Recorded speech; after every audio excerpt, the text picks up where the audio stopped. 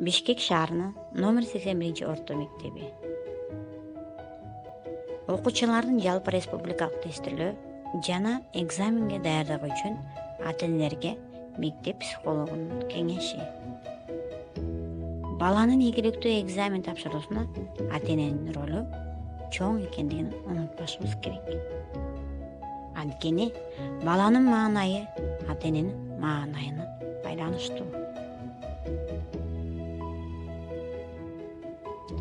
Баланын тынчсыздануусун күчөтүү жарабайт.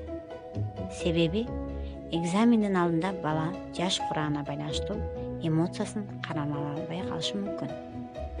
Ошондой эле үйдөн балага окуусун ыңгайлуу орун даярдап, эч ким жолтоо болбосуна шарт түзүп бериңиздер. Ар бир күнгө бирден бөлүм бөлүп бериңиздер. Баланын кабыл алуусу жакшы болот. Өзүнө болгон ишенимин жогорулатып мактаңыздар.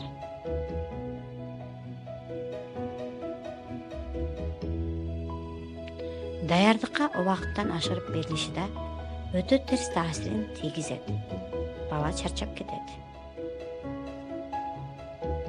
Тамактануусуна көңүл буруңуздар. Менин жакшы иштөөсүнө балык, быштак, кургатылган жер жемиштер жакшы таасирин берет. Экзамен алдында баланын жакшы уктап, уйкусун кандырып алуусу зарыл экендигин эскертиңиздер. Жыйынтык үчүн катуу критика койбоңуздар. Кандай жыйынтык болбосун, ал аракет жасады. Урматтуу ата-энелер, сиздерге ийгилик каалайм. Кымбаттуу окуучулар, тынчсыздануунун кажети жок. Силердин колуңардан бардыгы келет. Бирге күч бирдикте.